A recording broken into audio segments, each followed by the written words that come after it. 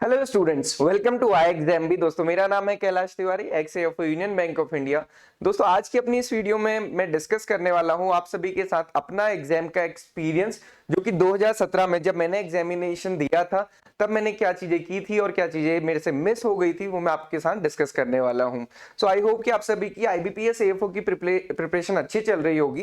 दोस्तों सबसे पहले हम डिस्कस करते हैं कि मैंने क्या किया था और मैं आपको ये क्यों बताना चाहता हूँ। पहले मैं आपको ये बता दूं कि मैंने फर्स्ट अटेम्प्ट में ये एग्जाम क्लियर किया था, एंड उससे बड़ी बात कि मेरी जो एग्जाम की प्रिपरेशन थी उस टाइम पे, वो मैं तब एसआरएफ या फिर पीएचडी एग्जामिनेशंस के लिए प्रिपेयर कर रहा था। तो मेरी क्वांट्स, रीजनिंग, इंग्लिश, ये सारी चीजें बहुत अच्छे से, मतलब जैसे कहते हैं ना कि इन डेप्थ, इसी के लिए मैं प्रिपेयर कर रहा हूँ, ऐसा तब नहीं था। ऑल्दो उसके बाद ये सारी डायरेक्शन चेंज हो गई। तो मैंने क्या किया लास्ट के कुछ दिनों में, ऑल्दो मैंने प्रिपरेशन बहुत पहले से नहीं स्टार्ट की क्योंकि मेरा एमएससी फाइनल ईयर था, एंड साथ ही साथ जो मेरा रिसर्च वर्क था वो उस समय चल रहा था, तो मेरा मैक्सिमम टाइम फील्ड पे जाता था। तो मैंने क्या किया, मैंने हर सब्जेक्ट में से, क्वांट्स, रीजनिंग, इंग्लिश में से कुछ टॉपिक्स को सेलेक्ट किया और उन्हीं को फोकस किया, और उन पे मेरी पूरी कमांड हो गई थी। जैसे रीजनिंग की अगर हम बात करें तो सिलॉग्स, इनइक्वालिटीज, कोडिंग, डिकोडिंग, डायरेक्शन, ये सारी चीजें, तो इस पे फिर मेरे कोई भी क्वेश्चन गलत नहीं होते थे प्रैक्टिस के टाइम पे।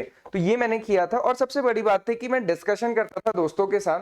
हमारे हॉस्टल में मतलब लगभग सभी स्टूडेंट्स इस एग्जाम के लिए प्रिपेयर करते ही हैं, चाहे जूनियर्स हो चाहे हमारे साथ के हों। तो एक डिस्कशन होता था, उससे पता चलता था कि हम किस लेवल पे तैयारी कर रहे हैं और हमें कितनी और जरूरत है। तो इससे एक अच्छा मोटिवेशन होता है, उससे डिमोटिवेशन बिल्कुल भी नहीं होता है। और रेगुलर रिवीजन मैं उसका करता था, जो टॉपिक्स मैंने सेलेक्ट किए हुए थे। तो और सबसे बड़ी बात यहाँ पे ये थी, ये सारी चीज तो मैं करता था, बट मेरे से क्या मिस हुआ या क्या मैंने अवॉइड किया। सबसे पहले जो मैंने अवॉइड किया, हालांकि ये अवॉइड तो मैंने नहीं किया, बेसिकली मेरे को टाइम ही नहीं मिलता था इतना कि मैं इस बारे में सोच पाऊं कि पिछले साल क्या कट ऑफ रही थी, इस बार कितने मार्क्स लाने होंगे। मुझे जस्ट मेरे दोस्त बताते थे कि इतना इतना कर लो, ये टॉपिक कर लो, बस हो जाएगा। तो वो वाली चीजें मैंने थोड़ी सी फॉलो की थी। और आपने फेलियर के बारे में नहीं सोचना, ये तो हर एग्जाम के लिए है और ये मैं कभी भी नहीं सोचता हूँ। फेलियर हो भी गया तो कौन सी बड़ी बात है, कोई जीवन थोड़ी खत्म होने वाला है ना। तो आपके पास अपॉर्चुनिटीज आती रहेंगी, जरूरी नहीं है कि एक ही एग्जाम सब कुछ हो। तो बहुत ज्यादा उसको बिल्कुल दिल से लगा के या उसको जीने मरने का सवाल नहीं बनाना है। मैंने क्या मिस किया अपने टाइम पे, एक तो मॉक टेस्ट मिस किए, पर मैं आपको बता दूं तब इतने मॉक टेस्ट अवेलेबल नहीं थे। आप देखोगे जितना ये डिजिटल एजुकेशन या फिर जैसे अभी ये सारी चीजें हैं, ये अभी हमारे पास हैं, पहले तब ये होती ही नहीं थी। तो उस टाइम पे कोई मॉक टेस्ट नहीं होते थे और बहुत ज्यादा प्रैक्टिस में नहीं कर पाया क्योंकि मेरा रिसर्च वर्क भी चल रहा था। तो मैं आप सभी को ये बताना चाहूंगा कि आप लोग मैक्सिमम मॉक टेस्ट को अटेम्प्ट करें, क्योंकि मॉक टेस्ट से हमें एग्जाम टाइप फीलिंग मिलती है और साथ ही साथ हमारी प्रैक्टिस अच्छी हो जाती है। किस टॉपिक में हम क्या नहीं कर पा रहे हैं ये हमें पता चलता है। तो मॉक टेस्ट बहुत इंपॉर्टेंट है। तो आपके लिए अभी 3 दिन में, आपके पास 3 दिन बचे हैं, 3 दिन के बाद आपका प्रीलिम्स का एग्जामिनेशन है। क्या करना है आपको, एक तो सबसे ज्यादा प्रैक्टिस आपको करनी है, जितना भी आपने पढ़ लिया है तो, और अवॉइड करें कोई नया टॉपिक स्टार्ट करने का। और सबसे ज्यादा इंपॉर्टेंट है कि जितना हो सके आप प्रीवियस ईयर पेपर और मॉक टेस्ट दीजिए। होता क्या है कि हम एक टॉपिक पढ़ते हैं और उसके बहुत सारे क्वेश्चंस करने लग जाते हैं, पूरे क्वेश्चंस उसी के करते हैं, बट लास्ट टाइम पे आप मॉक टेस्ट देंगे क्योंकि मॉक टेस्ट में हर टॉपिक से क्वेश्चंस होंगे, तो वो आपको ज्यादा फायदेमंद करेगा। तो आई एग्जाम बी की साइट पे आपको free of cost previous year paper भी मिल जाएंगे, 2018, 2019, 2020 का। आप ये अटेम्प्ट कर सकते हैं। फ्री मॉक टेस्ट आपको मिल जाएंगे, 6 फुल लेंथ मॉक टेस्ट हैं, फ्री में है, कोई इसके लिए पे नहीं करना है। आप इनको अटेम्प्ट कीजिए, आपको अपनी ऑल इंडिया रैंकिंग भी पता चलेगी और आप कैसा कर पा रहे हैं हर टॉपिक में और कितना कितना आप मार्क्स ले आ रहे हैं क्वांट्स, रीजनिंग, इंग्लिश में, ये भी आपको पता चलेगा। तो ये अभी लास्ट के 3 दिन में जरूर करें, बल्कि आप रोज 2 भी करेंगे तो आपके सारे कंप्लीट हो जाएंगे और ये सफिशिएंट है आपके प्रीलिम्स के लिए।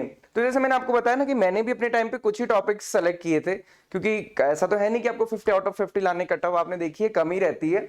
तो कुछ टॉपिक जैसे इजी वाले टॉपिक हैं, सिंप्लीफिकेशन है, नंबर सीरीज है, क्वाड्रेटिक इक्वेशन, और जो इजी लेवल की डीआई होती है, अगर आप इतना करके जाते हैं तो इजीली आपका एग्जाम क्लियर होता है। और इस पे आप अपना बड़ी बात है कि ना आप कुछ भी करें सेलेक्ट, अभी ये मेरे अकॉर्डिंग है, आपके अकॉर्डिंग कुछ दूसरा इजी या टफ हो सकता है। उसके लिए आपको क्या करना है, जिस भी टॉपिक को आपको इजी लगता है वो इजी तब होना चाहिए जब आपकी उस पर ओवरऑल कमांड हो, तो आप डेफिनेटली उसको कर पाएंगे। सिमिलरली इंग्लिश में, बट अगर आप न्यूज़पेपर रीडिंग करते हैं तो वो ज्यादा बेस्ट और सबसे अच्छा होता है।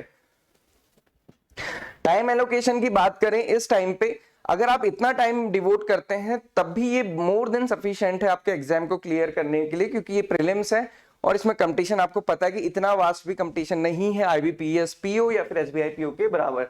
तो आप अभी लास्ट के 3 दिन एटलीस्ट आप 3 आवर दें और सब सब्जेक्ट को बराबर दें। ये नहीं कि क्वांट्स मुझे नहीं आता, मैं सबसे ज्यादा क्वांट्स में ही दूंगा, इंग्लिश और रीजनिंग को आप छोड़ के बैठे हैं, ऐसा ना करें, क्योंकि कई बार एग्जाम में आपको फिर डाउट होता है। तो आप बराबर टाइम तीनों को दें। ये टाइम अपने हिसाब से आप चेंज भी कर सकते हैं।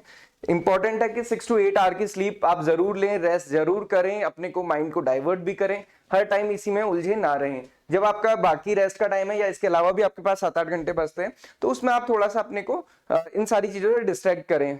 मतलब ये नहीं होना चाहिए कि हर टाइम आपके माइंड में क्वांट्स रीजनिंग ही घूम रही है, ऐसा ना करें। सो अभी क्या आपको ध्यान रखना है कि एक तो कोई भी 2 इंडिविजुअल का कंपैरिजन नहीं होता है। आप नहीं कह सकते कि इसका सिलेक्शन हुआ, मेरा सिलेक्शन हुआ, मेरे साथ वालों का सिलेक्शन हुआ तो मेरा होगा या नहीं होगा, वो कोई भी कंपैरिजन नहीं होता है।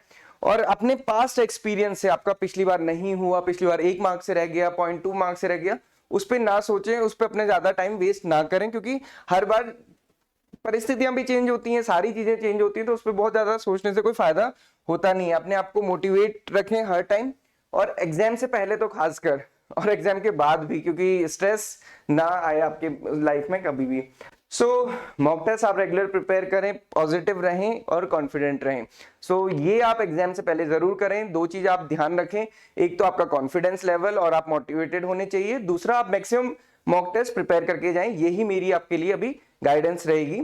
सो आप इसी को अच्छे से प्रिपेयर करें। मैंने आपको बता भी दिया, एग्जाम की साइट पे आपको प्रीवियस ईयर पेपर और मॉक टेस्ट फ्री में मिल जाएंगे और आप उसको ज्वाइन कर सकते हैं। अगर जो भी स्टूडेंट एआईसी की प्रिपरेशन कर रहे हैं या फिर कोई भी और अदर एग्रीकल्चर एग्जामिनेशन की प्रिपरेशन कर रहे हैं, चाहे एएफओ की, चाहे दूसरे एग्जामिनेशन की, तो आप अभी एग्जाम का कोर्स अगर एनरोल करना चाहते हैं तो आपको 40% ऑफ उसमें मिल जाएगा। So this is all for today's video. So student, stay motivated, keep motivated, and all the very best for your examination. Thank you for watching this video.